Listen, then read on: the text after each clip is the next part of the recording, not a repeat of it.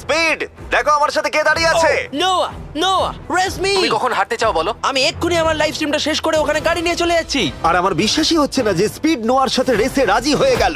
ও তুমি কি তৈরি ম্যান? আমি সবসময় তৈরি থাকি বাড়ি। এই তুমি কি আমার নাম জানো? স্পিড, তুমি বুঝলে? নিজেই নিজের নামটা দিয়েছো তো, বেশ ভালো।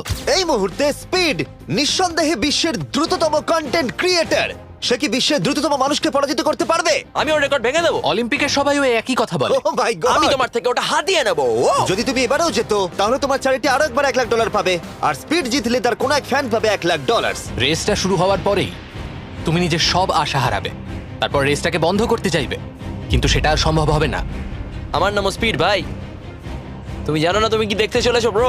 ঠিক আছে, এই রেসটা হতে চলেছে 50 মিটারের, আর স্পিড জিতে গেলে সে হয়ে যাবে অফিসিয়ালি বর্তমানে বিশ্বের দ্রুততম মানুষ। তোমরা দুজনেই রেডি? চলো শুরু করি। You know what?